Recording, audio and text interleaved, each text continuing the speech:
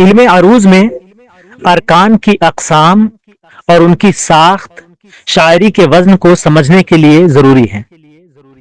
ارکان بنیادی طور پر اسباب، اوتاد اور فاصلہ سے بنتے ہیں، جن کی مختلف ترکیبیں بحر کی تشکیل میں اہم کردار ادا کرتی ہیں۔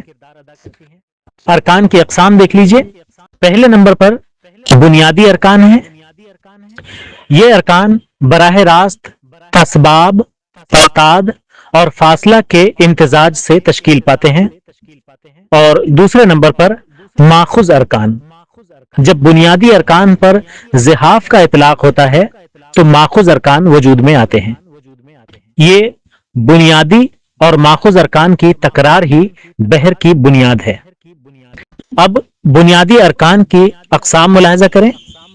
نمبر 1، 5 حرفی ارکان فاعل اور فعول۔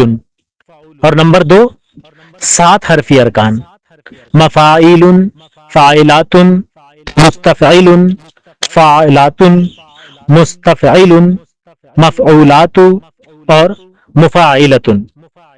8 حرفی رکن مفاعلات۔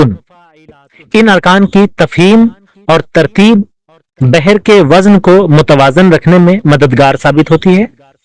شاعری میں ان ارکان کا درست استعمال بحر اور وزن کو خوبصورت اور ہم آہنگ بناتا ہے۔